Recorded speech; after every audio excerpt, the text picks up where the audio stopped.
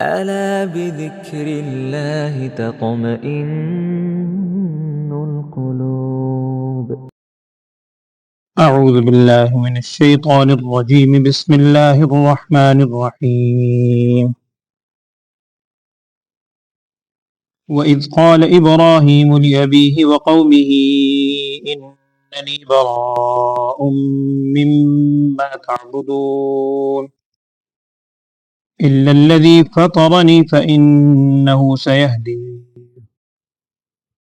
وجعلها كلمة باقية في عقبه لعلهم يرجعون بل متعت هؤلاء وآباءهم حتى جاءهم الحق ورسول مبين ولما جاءهم الحق قالوا هذا سحر وإنا به كافرون وقالوا لولا نزل هذا القرآن على رجل من القريتين عظيم أهم يقسمون رحمة ربك نحن قسمنا بينهم معيشتهم في الحياة الدنيا ورفعنا بعضهم فوق بعض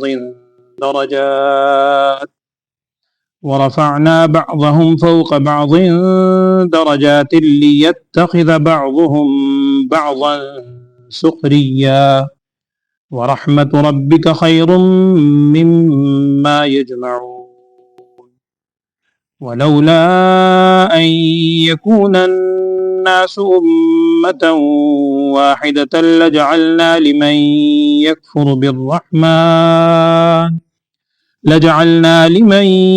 يكفر بالرحمن لبيوتهم سقفا من فضة ومعارج عليها يظهرون ولبيوتهم أبوابا وسررا عليها يتكئون وزخرفا وإن كل ذلك لما متاع الحياة الدنيا والآخرة عند ربك للمتقين. بسم اللہ.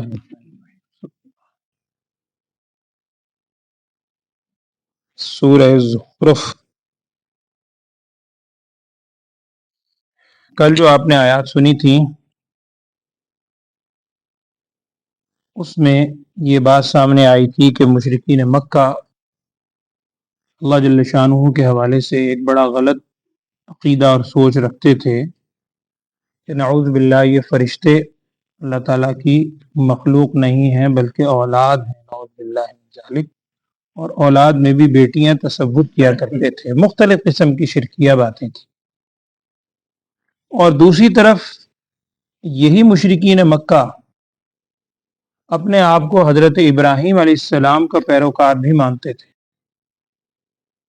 اور ان کے ذہن میں یہ تصور تھا کہ ہم چونکہ اس وقت بیت اللہ کی حفاظت کرنے والے ہیں اور بیت اللہ کی کسی حد تک ہم حفاظت کرتے ہیں، حاجیوں کی خدمت وغیرہ کرتے ہیں، تو اصل ابراہیم علیہ السلام کے ماننے والے ہم ہیں، وہ ابراہیم علیہ السلام جنہوں نے اس بیت اللہ کو دوبارہ اثر نو تعمیر کیا تھا، اور قرآن میں بھی سارا اس کا واقعہ. یہ اسی پر مطمئن تھے کہ ہم حاجیوں کو پانی پلاتے ہیں اور باقاعدہ خدمت کرتے تھے. آپ سیرت کی کتابیں اٹھا کے دیکھیں، مختلف انہوں نے کام تقسیم کیے ہوئے تھے. اور قرآن نے پیچھے سورہ توبہ کے اندر آپ نے وہ آیت پڑھی ہے کہ انہیں جس چیز پر بڑا غرور تھا کہ ہم حاجیوں کی خدمت کرتے ہیں، قرآن نے وہاں کہا ہے اجعلتم سقایۃ الحاج وعمارۃ المسجد الحرام کمن آمن باللہ والیوم الآخر وجاہد فی سبیل اللہ لا یستوون عند اللہ. کیا تم یہ صرف سمجھتے ہو کہ جی حاجیوں کو پانی پلانا، وعمارۃ المسجد الحرام، مسجد حرام کی تعمیر اور اس کے اندر تھوڑا انتظام کا کام کر لینا، ایک طرف وہ ہے اور ایک طرف وہ ہے کمن آمن باللہ والیوم الآخر وجاہد فی سبیل اللہ، ایک اللہ پر پورا ایمان رکھنے والا ہے اور اللہ کے راستے میں جہاد کرنے والا بھی ہے، آخرت پر بھی یقین رکھتا ہے. لا یستوون عند اللہ، یہ دونوں اللہ کے نزدیک برابر کیسے ہو سکتے ہیں؟ تو وہاں بھی ان کو جھنجھوڑا گیا تھا. آج کی آیات میں بھی وہی الفاظ ہیں کہ اگر تم فرض کرو ابراہیم علیہ السلام کو تم مانتے ہو کہ ابراہیم علیہ السلام کے ہم ماننے والے ہیں، فالوورز ہیں، تو ذرا ابراہیم علیہ السلام کا واقعہ ہی دیکھ لو. ابراہیم کل جو الفاظ آئے تھے نا، انہوں نے کہا تھا کہ ہم تو اپنے آبا و اجداد کو جس چیز پر مانتے ہیں، ہم نے آبا و اجداد کو دیکھا تھا، وہ عمل کرتے تھے، اسی وجہ سے ہم بھی کر رہے ہیں. تو یہ کہا گیا ابراہیم علیہ السلام کہ جن کو تم ماننے والے ہو بظاہر ہے تو نہیں، بقول تمہارے تم مانتے ہو. تو ابراہیم علیہ السلام نے تو اپنے آبا و اجداد کی نہیں مانی تھی. انہوں نے تو یہ کہا تھا، سنو کیا کہا تھا، وَإِذْ قَالَ إِبْرَاهِيمُ لِأَبِيهِ وَقَوْمِهِ، اپنے باپ سے بھی اور اپنی قوم سے بھی یہی کہا تھا، اِنَّنِي بَرَاءٌ مِّمَّا تَعْبُدُونَ، میں ان چیزوں سے جن کی تم عبادت کرتے ہو میں بری ہوں، میں بیزاری کا اظہار کرتا ہوں. ہاں إِلَّا الَّذِي فَطَرَنِي فَإِنَّهُ سَيَهْدِينِ، ایک ہستی ہے اس کو میں مانتا ہوں، فطرنی، جس نے مجھے پیدا بھی کیا ہے، فإنه سيهدين، اور وہی مجھے راہ دکھانے والی ذات ہے، اس کو میں مانتا ہوں جس کی تم عبادت کر رہے ہو. اور یہاں تفصیل نہیں ہے، پیچھے آپ پڑھ چکے ہیں سورہ صافات میں غالباً، یا بتی لا تعبد الشیطان، یا بتی انی اخاف ان یمسک عذاب من الرحمن، سارے الفاظ ہیں کہ ابا جی مجھے اس کا بھی خوف ہے، آپ کیوں عبادت کرتے ہیں اس کی، اے ابا جی اس کا خوف ہے، بڑے پیار بھرے انداز میں مخاطب کیے. تو ابراہیم علیہ السلام نے اگر آبا و اجداد ہی کی بات ماننی ہوتی، تم اس چیز کو مان رہے ہو، تو ابراہیم علیہ السلام نے تو یہ نہیں کہا. تو اس انداز سے بھی ان کو سمجھایا جا رہا ہے کہ تم مکے کے باشندے ہو، ابراہیم علیہ السلام مکے میں چھوڑ کے گئے تھے ابراہیم علیہ السلام کو، ان کی یادگار یہ بیت اللہ ہے، مقام ابراہیم بھی یہاں موجود ہے، ساری چیزیں ہیں. اگر واقعی تم دل میں عقیدت ان کی رکھتے ہو تو ان کی تعلیم تو یہ تھی جو یہاں پر ذکر ہے. اگلے الفاظ کیا ہیں کہ ابراہیم علیہ السلام نے صرف اپنے آپ تک اس چیز کو نہیں رکھا تھا، توحید کی تعلیم کو، بلکہ کیا کیا تھا، وَجَعَلَهَا كَلِمَةً بَاقِيَةً فِي عَقِبِهِ لَعَلَّهُمْ يَرْجِعُونَ، بلکہ انہوں نے بنایا تھا اس کلمے کو باقی، اس توحید کا کلمے کو باقی رکھا تھا اپنے بعد میں آنے والے لوگوں کے لیے، تاکہ وہ بھی اللہ کی طرف رجوع کریں.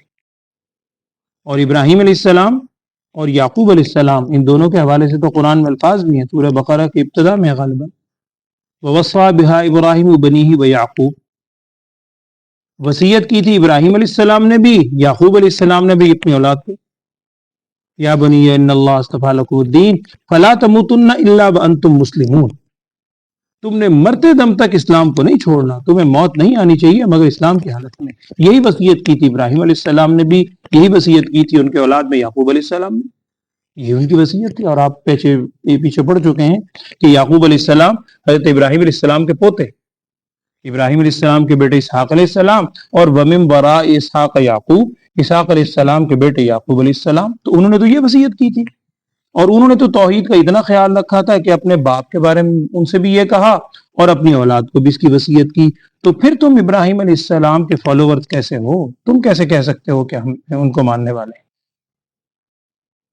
اگلی الفاظ یہ ہیں بل متعت ہؤلاء، بلکہ یہ جو نفع پہنچایا ہے نا تھوڑا بہت، ہم نے انہیں بھی، آباءہم، ان کے آباء و اجداد کو بھی، یہاں تک کہ ان تک حق بھی آ گیا اور وہ رسول بھی آ گئے جنہوں نے واضح طور پر، یعنی نبی صلی اللہ علیہ وسلم واضح طور پر ان کو ساری چیزیں بیان کر دیں. اللہ تعالیٰ یہ ارشاد فرمانی، یعنی اس کا مفہوم مفسرین نے یہ لکھا ہے کہ یہ جو نافرمانی کر رہے ہیں، نہیں مان رہے مشرکین مکہ، تو ان مشرکین مکہ کو فوری طور پر یا طویل عرصے سے اگر شرک تھا تو اللہ تعالیٰ نے ان کو ختم کیوں نہیں کیا؟ تو اس کا ذکر ہے کہ بل متعتو، ہم نے ہی تھوڑا سا دنیا کا ساز و سامان ان کو بھی دیا ہے، ان کے بڑوں کو بھی دیا ہے، یہاں تک کہ ان کے پاس حق آ گیا اور سچے رسول صلی اللہ علیہ وسلم تشریف لے آئے. چونکہ پیچھے آپ سن چکے ہیں عرب میں بہت طویل عرصے کے بعد نبوت آئی تھی، نبی صلی اللہ علیہ وسلم تشریف لائے. وَلَمَّا جَاءَهُمُ الْحَقُّ، اچھا اب جب حق ان کے پاس آ گیا، یہ پہلے بھی آپ نے الفاظ سنے، اب وہ انکار تو نہیں کر سکتے، سمجھتے بھی ہیں کہ بڑا پر اثر کلام ہے، اب لیکن یہ ماننے کو تیار نہیں ہے کہ یہ اثر، کہتے ہیں کہ جی یہ جو کلام جو محمد صلی اللہ علیہ وسلم کلام پیش کر رہے ہیں یا لوگوں کو سناتے ہیں اور لوگ اس سے بڑے متاثر ہو رہے ہیں، ان پر اثر ہوتا ہے، یہ اس لیے نہیں ہے کہ یہ کلام حق ہے، نعوذ باللہ، بلکہ اس لیے ہے کہ یہ جادو ہے، وہی مرغے کی وہی ٹانگ، بس جادو اور کچھ جواب نہیں آتا، جادو ہے. یہاں بھی وہی ہے کہ وَلَمَّا جَاءَهُمُ الْحَقُّ، جب ان کے پاس حق آ گیا، قَالُوا هَذَا سِحْرٌ، انہوں نے کہا جی یہ تو جادو ہے، وَإِنَّا بِهِ کافرون، ہم تو اس کا انکار ہی کریں گے، ہم نہیں وہی کل بھی آپ نے آیت سنی تھی، ضد، اس ضد کا کوئی علاج ہے ہی نہیں۔ پھر اگر ضد ہی پکڑ لیا ہے کہ ہم نے ماننا ہی نہیں ہے تو پھر اس کا تو کوئی علاج نہیں۔ وہ بھی یہ کہتے تھے۔ ایک اعتراض ان کا اور تھا مشرکین کا، اگلی آیت میں اس کا ذکر ہے، اور اس کے دو جواب دیے گئے ہیں قرآن میں۔ خیر سوال جواب تو قرآن میں نہیں ہے، لیکن مفسرین نے جس طرح سمجھایا ہے اگر ہم اس کو سمجھیں تو بظاہر وہ سوال جواب ہی بنتے۔ وہ کیا ہے کہ ان کا ایک اعتراض یہ بھی تھا اہل مکہ کا، مشرکین کا، پہلے تو مانتے ہی نہیں تھے، اس بات کو ماننے کو تیار نہیں تھے کہ جی نبوت کسی انسان پر بھی اتر سکتی ہے، کوئی انسان بھی نبی ہو سکتا ہے، فرشتے ہونے چاہیے تھے اور وہ سارا۔ لیکن جب ان کو بتایا گیا کہ جناب سابقہ کتابیں پڑھو، سابقہ انبیاء کی تاریخ پڑھو، رسولوں کی تاریخ پڑھو، سارے کے سارے انسان تھے، سب آئے ہیں، تو اب جب ان کو یہ یقین ہو گیا، کسی حد تک ماننے پہ مجبور ہو گئے، اگلا اعتراض کیا کیا؟ انہوں نے اعتراض یہ کیا کہ جی اگر نبوت کسی انسان پر اترنی تھی، مکہ میں اترنی تھی، تو ایک یتیم بچے پہ کیوں اتری؟ نعوذ باللہ، ایک یتیم ہستی پر کیوں اتری، جن کے پاس مال و دولت بھی نہیں ہے، جن کا کوئی یعنی باپ بھی زندہ نہیں تھا، دادا بھی نہیں رہا، ان پر کیوں اتری؟ ہاں مکے میں یا طائف میں، یہ دو اس وقت کے اندر بڑے دو شہر تھے، اور لکھا ہے تاریخ میں کہ جدہ اس وقت تک اتنی آبادی تھی، بلکہ شہر کی شکل اس کی تھی ہی نہیں۔ مکہ ایک مشہور شہر تھا پہلے سے بیت اللہ کی وجہ سے، طائف بھی بڑا مشہور شہر تھا، اور اس کی ایک وجہ یہ بھی لکھی ہے کہ یہ جو لات منات جن بتوں کو پوجتے تھے، ان میں سے غالباً لات یا منات نامی ایک بت طائف میں موجود تھا۔ لوگ جو دور سے حج کرنے آتے تھے اپنے دستور کے مطابق غلط سلط جیسا بھی تھا بیت اللہ کا طواف بھی کرتے اور اس کے بعد طائف بھی جایا کرتے تھے۔ یہی وجہ ہے کہ نبی صلی اللہ علیہ وسلم نے ہجرت مدینہ سے پہلے آپ صلی اللہ علیہ وسلم نے بھی طائف کا سفر فرمایا تھا، طائف تشریف لے گئے تھے، اور پھر جو واقعات ہوئے وہ تو خیر الگ ایک ہے تاریخ سیرت میں۔ تو انہوں نے کہا کہ جی طائف، یہ جو الفاظ ہیں نا قرآن کے، لولا نزل هذا القرآن على رجل من القريتين عظیم، دو جو بڑی بستیاں ہیں، قریہ ہے، ایک طائف اور ایک مکہ، ان کے جو بڑے بڑے لوگ ہیں نا، مالدار سردار ہیں، ان پہ قرآن اترنا چاہیے تھا، یہ محمد صلی اللہ علیہ وسلم پہ کیوں اترا؟ اور بعض کتابوں میں نام بھی لکھے ہیں، ولید بن مغیرہ کا نام لیا کرتے تھے مکے میں، اور طائف کے اندر جو بڑے بڑے سردار تھے، عروہ بن مسعود بھی ہے اور بھی کئی نام آتے ہیں، ان کا نام لیا کرتے تھے، یہ بڑے سردار ہیں، بڑے مشہور ہیں، مالدار بھی ہیں، لوگ جانتے ہیں، ہاں ان پر قرآن اترنا چاہیے تھا، اگر اترنا ہی تھا تو ان پہ اگلا اعتراض۔ تو اس کا ایک جواب تو یہ دیا گیا اللہ کے بندوں، یہ قرآن جیسی چیز، نبوت جیسی چیز، یہ کیا تم نے تقسیم کرنی ہے؟ تم جیسوں سے پوچھ کر یہ تقسیم ہوگی نبوت کے، جی کس کو نبوت دینی ہے کس کو نہیں دینی؟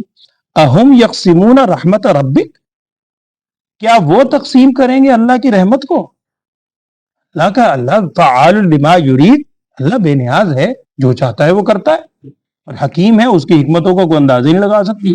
تم مخلوق بدکار ہو گے، تم تقسیم کرو گے؟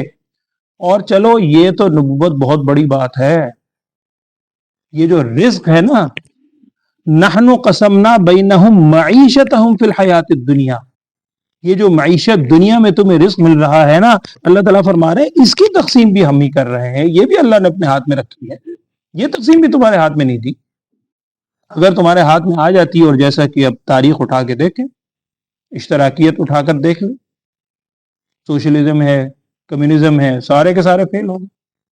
جب ہاتھ میں لینے کی قوم نے کوشش کی کہ جی ہم تقسیم کریں گے تو کیا نتیجہ نکلا، ہسٹری آپ کے سامنے، سب پڑھے اٹھا۔ تو یہ معیشت کی تقسیم بھی اللہ تعالیٰ فرما رہے ہیں، یہ بھی ہم نے رکھی ہے، نبوت تو بہت بڑی چیز ہے، تو تم سے پوچھ کے یہ نبوت تقسیم تھوڑی ہوگی۔ نحن قسمنا بینہم معیشتہم فی الحیات الدنیا، اور پھر اللہ تعالیٰ فرما رہے ہیں ورفعنا بعضهم فوق بعض درجات، ہم نے بعض کو بعض پر درجے دیے ہیں، یہ اللہ کی تقسیم ہے۔ اور اگر کبھی آپ غور کریں اسلامی معیشت کے حوالے سے، اگر آپ تفصیل پڑھیں، اس آیت کی تفصیل میں بھی بہت تفصیل سے مفسرین نے وضاحت کی ہے، آپ خود پڑھیے گا کہ یہ جو اللہ تعالیٰ کی تقسیم ہے دنیا کے اندر، اللہ نے تقریباً ہر آدمی کو دوسرے کی احتیاج میں رکھا۔ اگر سارے لوگ ہی ایک کام کرنے لگیں، دوسرا شخص کوئی دوسرا کام نہ کرے، تو ظاہری بات ہے سارے کام تو ٹھپ ہو جائیں گے۔ آپ کو اگر تکلیف ہوتی ہے، آپ کو طبیب کی بھی ضرورت ہے، طبیب ہونا بھی لازمی ہے۔ آپ نے کوئی چیز خوراک خریدنی ہے تو وہ خوراک بیچنے والے ہونا بھی ضروری ہے، ان تاجروں کا ہونا بھی لازمی ہے، اور خوراک اگائے گا کون؟ ذمہ دار کو ہونا بھی ضروری ہے، وہ بھی ضروری ہے۔ پھر آپ کو اگر اپنی خدمت کی ضرورت ہے، خدمت کون کرے گا؟ خدمت گار کو ہونا بھی ضروری ہے۔ ہر شخص کو دوسرے کی احتیاج اللہ جل شانہ نے ایسے رکھی ہے کہ اللہ کا نظام ہے۔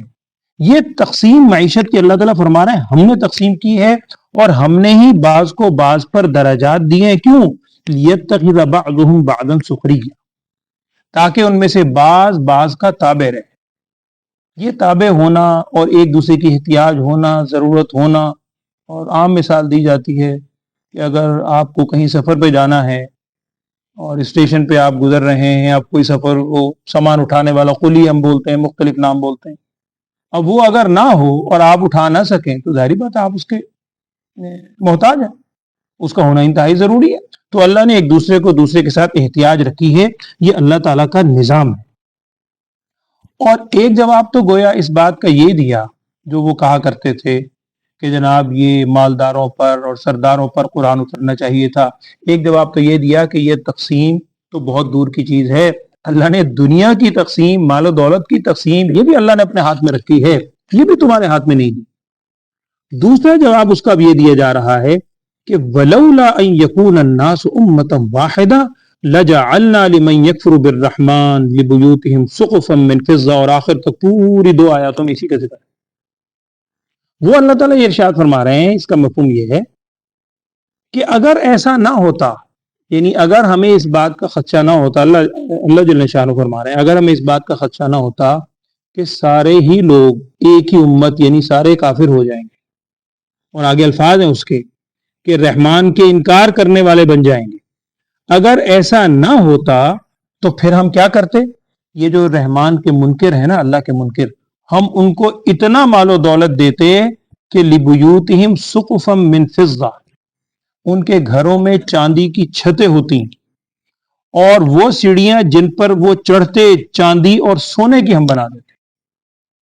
اور حدیث میں نبی صلی اللہ علیہ وسلم نے اسی چیز کو ایک حدیث میں واضح فرمایا ہے کہ اگر اللہ جل شانہ کے نزدیک، اگر ہے نہیں، اگر اللہ تعالیٰ کے نزدیک اس دنیا کی قدر و منزلت ایک مچھر کے پر کے برابر بھی ہوتی ہے، نہیں، اگر اس دنیا کی قدر و قیمت اللہ جل شانہ کے نزدیک ایک مچھر کے پر کے برابر بھی ہوتی تو اللہ تعالیٰ کسی کافر کو، اللہ کے نافرمان کو، ایک پانی کا گھونٹ بھی عطا نہ کرتا۔ لیکن اللہ کے نزدیک اس کی قدر و منزلت ہے ہی نہیں، یہ تو ایک دھوکہ ہے۔ وما هذه الحیات الدنیا الا لہو ولعب، یہ تو کھیل کود ہے، تھوڑے سے ٹائم کے لیے اللہ تعالیٰ نے یہاں بھیجا ہے، اور انسان بس سارا اسی کو سمجھے بیٹھا، بس یہی سب کچھ، یہی منزل ہے، یہی سب سے بڑا دھوکہ بھی۔ تو یہی اس آیت کا مفہوم یہ ہے کہ اگر ایسی بات نہ ہوتی نا، کہ یعنی اگر اللہ تعالیٰ ان کو اتنا دیتا تو شاید سارے لوگ ہی پھر اللہ تعالیٰ کے انکار کرنے والے ہو جاتے، اگر ایسی بات نہ ہوتی تو اللہ تعالیٰ ارشاد فرما رہے ہیں کہ ہم ضرور ان کی یہ کیفیت کر دیتے۔ تو لیکن چونکہ یہ خدشہ یہی تھا کہ یہی ہونا ہے، اس لیے اللہ تعالیٰ کی حکمت کا تقاضا یہ ہے کہ اب بھی ان کو سب کچھ نہیں دیا گیا۔ وَإِن كُلُّ ذَلِكَ لَمَّا مَتَاعُ الْحَيَاةِ الدُّنْيَا، آخر میں بھی یہی ہے کہ یہ سب کچھ جو تمہیں نظر آ رہا ہے یہ ایک دنیا کی زندگی ہے، دنیا کا ساز و سامان ہے جس کی کوئی حیثیت نہیں۔ اچھا وہی بات ہے کہ جی اگر یہ دنیا کا ساز و سامان ہے تو پھر آخرت کسے ملے گی؟ وَالْآخِرَةُ عِنْدَ رَبِّكَ لِلْمُتَّقِينَ، اور آخرت آپ کے رب کے پاس جو آخرت کی نعمتیں اور سامان تیار ہیں وہ متقی لوگوں کے لیے ہیں، جو واقعتاً اللہ تعالیٰ سے ڈرنے والے ہیں۔ اور یاد رکھیے اس دنیا میں وہ جو مشہور شعر ہے، پہلے بھی آپ نے سنا ہوگا کہ انسان کی کیفیت یہ ہونی چاہیے کہ دنیا میں تو رہتا ہوں طلبگار نہیں ہوں، دنیا میں تو رہتا ہوں طلبگار نہیں ہوں، بازار سے گزرا ہوں خریدار نہیں ہوں۔ جیسے بازار سے گزرنا ہے، آپ کی ضرورت ہے، ایک راستے سے گزرنا ہے، ایک شخص بازار سے گزر رہا ہے خریداری کے لیے، ایک شخص بازار سے گزر رہا ہے اس لیے کہ راستہ ہے، میں نے جس منزل تک پہنچنا ہے اس کا راستہ یہی ہے۔ تو انسان دنیا کو ضرورت کی حد تک رکھے، اور بڑی اچھی مثال دی ہے مولانا روم رحمۃ اللہ علیہ نے، اور بعض حضرات نے لکھا ہے کہ مولانا روم رحمۃ اللہ علیہ یہ جو تمثیل، یہ پورا ایک موضوع ہے، اس میں امثال القرآن کے نام سے بھی پورا ایک موضوع ہے، اس پر کتابیں ہیں کہ قرآن پاک میں بھی اللہ جل شانہ نے جو مثالیں بیان فرمائیں، احادیث میں بھی نبی صلی اللہ علیہ وسلم بہت سی مثالیں بیان فرمائیں، عام علماء کے اندر بھی ہیں۔ تو عام اہل علم کے اندر جو مثالیں بیان کرنے کا خاص ملکہ اللہ نے دیا ہے وہ مولانا روم رحمۃ اللہ علیہ مثنوی کے اندر بڑی مثالیں دی. میں مختصر عرض کر دیتا ہوں، وقت بھی ختم ہو رہا ہے. انہوں نے مثال دی ہے دنیا کی. انہوں نے کہا ہے کہ انسان، دنیا تمہارے لیے انتہائی ضروری ہے، ہر شخص کو پتہ ہے، لیکن اس کی مثال ایسے ہے کہ جیسے کشتی کو چلنے کے لیے پانی کی ضرورت ہوتی ہے. کشتی ہے، پانی کے بغیر چل ہی نہیں سکتی. کشتی ہے اور جہاز لے لیں، بحری جہاز، چل ہی نہیں سکتا. اور پانی اتنا ضروری ہے کہ کشتی کے چاروں طرف ہو، نہ صرف پانی ہو بلکہ انتہائی گہرا پانی ہو، تب کشتی چلے گی. اب یہ اتنی مفید چیز کشتی کے لیے، اب کشتی چلی جا رہی ہے. ایک آدمی کے دل میں خیال آتا ہے کہ یار یہ اتنی فائدہ مند چیز ہے، پتہ نہیں آگے پانی ملے نہ ملے. ابھی تو جا رہی ہے کہ آگے پانی ہو نہ ہو. وہ پانی اٹھا اٹھا کے کشتی میں ڈالنا شروع کر دے، جمع کرنا شروع کر دے. لو جی میں جمع کر رہا ہے پانی. تو ہر سو جاتا ہے کہ وہ کیا ہوگا، وہی جو فائدہ مند چیز تھی وہی پانی اس کشتی کو ڈبو دے گا، اندر جو ڈال رہا ہے پانی. یہ اتنی مفید چیز فائدہ مند اس وقت تک ہے جب تک کہ کشتی کے باہر ہو، کشتی کے اندر نہ اترے. پھر مولانا روم رحمۃ اللہ نے آگے اس چیز کو سمجھایا کہ انسان، تو نے دنیا میں زندگی گزارنی ہے، یہ دنیا تیری ضرورت ہے، مقصد نہیں ہے، ضرورت ہے. اس ضرورت کو استعمال کر ضرورت کی حد تک. اگر اس دنیا کی محبت اس وقت تک تو صحیح ہے جب تک جیب میں ہو، دائیں بائیں ہو. اگر اس دنیا کی محبت دل میں اترے، جیب سے نکل کے، اب پھر وہ انسان کو انسانیت سے گرا دے گی. اب پھر وہ حلال حرام کی تمیز بھی چھوڑ دے گا. بس یہ دنیا ہونی چاہیے، پیسہ ہونا چاہیے، مال و دولت، منصب، عہدہ، یہ ملنا چاہیے چاہے جو مرضی ہو جائے. تو یہ اس میں بھی کہا گیا ہے کہ یہ سب کچھ دنیا کی زندگی ہے، دنیا کا ساز و سامان ہے. آخرت کا جو سامان ہے آپ کے رب کے نزدیک وہ متقین کے لیے ہے. اللہ تعالی ہمیں بھی یہ سمجھ دے اور دنیا کی محبت سے ہمیں محفوظ فرمائے. اللہم آمین. ترجمہ پڑھیں، آج جو آیات پڑھیں. اعوذ باللہ من الشیطان الرجیم، بسم اللہ الرحمن الرحیم. وَإِذْ قَالَ إِبْرَاهِيمُ لِأَبِيهِ وَقَوْمِهِ، اور جب کہا حضرت ابراہیم علیہ السلام نے اپنے والد سے، اپنے باپ سے اور قوم سے. آزر نام قرآن میں دوسری جگہ سورہ نام میں کیا کہا؟ اننی براء مما تعبدون. بریء اور براء دونوں کا ایک ہی معنی ہے. براء میں لکھا ہے کہ مبالغہ زیادہ ہے. اننی براء مما تعبدون، بے شک میں بیزار ہوں، بری ہوں ان تمام چیزوں سے، ان چیزوں سے تعبدون جن کی تم عبادت کرتے ہو. اپنی قوم سے کہا. ہاں، الا الذی فطرنی فانہ سیہدین.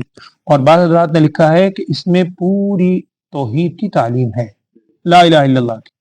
وہ کیسے کہ اننی براء مما تعبدون، اس میں تو ہے لا الہ، میں بری ہوں، کسی کو نہیں مانتا. اور الا الذی فطرنی، اس میں الا اللہ ہے، ہاں سوائے اس کو ایک کو مانتا ہوں جو اللہ ہے جس نے مجھے پیدا بھی کیا. الا الذی فطرنی فانہ سیہدین، بے شک وہی مجھے ہدایت بھی دیتا ہے، رہنمائی دیتا ہے.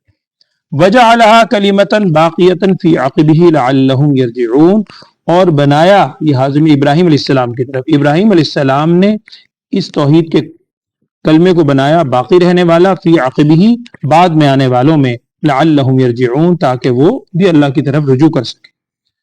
بل متعت ہؤلاء وآباءہم، اللہ تعالیٰ فرما رہے ہیں بلکہ ہم نے ہی نفع دیا، تھوڑی سی زندگی گزارنے کا سامان دیا ان کو بھی اور ان کے آباء و اجداد کو بھی. حتی جاءہم الحق ورسول مبین، یہاں تک کہ آ گئے ان کے پاس حق بھی آ گیا اور رسول بھی آ گئے جنہوں نے واضح طور پر ہر چیز بیان کر دی. لیکن ولما جاءہم الحق، ہوا کیا، ان لوگوں نے کیا کیا، جب ان کے پاس حق آیا، قالوا ھذا سحر، تو کہنے لگے یہ تو جادو ہے، وَإِنَّا بِهِ کافرون، اور بے شک ہم تو اس کا انکار ہی کریں. وقالوا، اور انہوں نے یوں بھی کہا، یہ بھی اعتراض ان کا ایک تھا، کیا کہا کہ لولا نزل ھذا القرآن، کہ کیوں نازل نہیں ہوتا یہ قرآن، علی رجل من القریتین عظیم، کسی مرد پر ان دو بڑی بستیوں میں سے. مکہ اور طائف جو دو بڑی بستیاں ہیں، ان میں کی جو بڑے بڑے ہستیاں ہیں جیسے کہ نام بھی لیا کرتے تھے، ان میں سے کسی پر یہ قرآن کیوں نہیں اترا. تو اللہ تعالیٰ فرما رہے ہیں اہم یقسمون رحمت ربک، کیا وہ تقسیم کریں گے آپ کے رب کی رحمت کو؟ کیا رب کی رحمت کو تقسیم ان کے اختیار میں ہے؟ بلکہ رحمت اور یہ نبوت، رسالت تو بہت دور کی چیز ہے. نحن قسمنا بینہم معیشتہم فی الحیات الدنیا، ہم تقسیم کرتے ہیں ان کے درمیان معیشت، دنیا میں گزارے کی زندگی، اس دنیا کی زندگی کا جو ساز و سامان ہے وہ بھی ہم تقسیم کرتے ہیں. ورفعنا بعضهم فوق بعض درجات، اور ہم نے ہی بلند کیے ہیں بعض کے بعض پر درجات، کیوں؟ لیتخذ بعضهم بعضا سخریا، تاکہ ان میں سے بعض جو ہے بعض کا تابع رہے۔ ورحمت ربک خیر مما یجمعون، اور آپ کے رب کی رحمت بہتر ہے، بہت بہتر ہے اس چیز سے جو وہ جمع کر رہے ہیں، دنیا کے ساز و سامان سے آپ کے رب کی رحمت یقیناً بہت بہتر ہے۔ ولولا ان یکون الناس امۃ واحدہ، اور اگر ایسا نہ ہوتا، اس بات کا خطرہ نہ ہوتا کہ لوگ سارے ایک ہی سوچ والے ہو جائیں گے، یعنی سب پھر اللہ کے انکار کرنے والے ہو جائیں گے، اگر ایسا نہ ہوتا تو لجعلنا لمن یکفر بالرحمن، البتہ ہم کر دیتے اس کے لیے یکفر بالرحمن، جو رحمان کا منکر ہے، یعنی اگر اس بات کا خطرہ نہ ہوتا کہ پھر سارے انکار کر دیں گے تو ہم اس کے لیے کر دیتے جو رحمان کا منکر ہے، کیا کر دیتے؟ لِبُيُوتِهِمْ سُقُفًا مِّن فِضَّةٍ، کہ ان کے گھروں کی چھتوں کو چاندی کا، وَمَعَارِجَ عَلَيْهَا يَظْهَرُونَ، اور ان کی سیڑھیاں جن پر وہ چڑھتے ہیں، وَلِبُيُوتِهِمْ أَبْوَابًا وَسُرُرًا عَلَيْهَا يَتَّكِئُونَ وَزُخْرُفًا، اور ان کے گھروں کے دروازوں کو، وَسُرُرًا، اور ان تختوں کو، علیہا یتکئون، جس پر وہ ٹیک لگاتے ہیں، یعنی چاندی کے بھی کر دیتے، وزخرفا، اور سونے کے بھی کر دیتے۔ لیکن حقیقت اگر سننا چاہتے ہو تو سنو، وہ کیا ہے؟ وَإِن كُلُّ ذَلِكَ لَمَّا مَتَاعُ الْحَيَاةِ الدُّنْيَا، اور بے شک یہ سب کا سب جس کا ذکر ہوا، سونا چاندی، یہ سب چیزیں، یہ سب کا سب دنیا کی زندگی کا تھوڑا سا سامان ہے۔ وَالْآخِرَةُ عِنْدَ رَبِّكَ لِلْمُتَّقِينَ، اور آخرت آپ کے رب کے پاس جو ہے للمتقین، وہ متقین ہی کے لیے تیار ہے۔ اللہ تعالی ہمیں بھی فکر آخرت نصیب فرمائے، دنیا کے جھمیلوں سے، دنیا کی محبت سے ہمیں محفوظ فرمائے، اللہم آمین۔ اللہ تعالی ہر طرح کی بیماریوں سے سب کو محفوظ رہے، الحمدللہ رب العالمین۔ اللہم صلی علی سیدنا و مولانا محمد وعلی آل سیدنا و مولانا محمد وبارک وسلم۔ اللہم یا شافی الامراض اشف مرضانا، یا قاضی الحاجات اقض حاجاتنا، انت ولینا فاغفر لنا وارحمنا وانت خیر الراحمین۔ یا اللہ حافظ رضوان کو اور تمام بیماروں کو صحت والی، عافیت والی زندگی عطا فرما۔ یا اللہ ہم کسی آزمائش کا تحمل نہیں رکھتے، ہر قسم کی بیماریوں سے، پریشانیوں سے ہم سب کو اور پوری امت کو محفوظ فرما، ہر قسم کی جسمانی روحانی بیماریوں سے ہم سب کو محفوظ فرما، ہم سب پر کرم والا، عافیت والا، معافی والا معاملہ فرما۔ جتنے لوگ بھی یا اللہ بیمار ہیں، تمام بیماروں کو صحت، عافیت، سلامتی والی زندگی عطا فرما۔ ہم صحت مندوں کو صحت کی قدردانی کی توفیق عطا فرما، اس صحت والی زندگی کو یا اللہ اپنی مرضیات میں خرچ کرنے کی توفیق عطا فرما۔ ہم سب کو فکر آخرت نصیب فرما، آخرت کی تیاری کی توفیق عطا فرما۔ ہم سب کو ایمان و اسلام والی کامل زندگی عطا فرما، ایمان کامل پہ ہم سب کو خاتمہ فرما۔ وصلی اللہ تعالی علی خیر خلقہ سیدنا و مولانا محمد وعلی آلہ واصحابہ اجمعین، برحمتک یا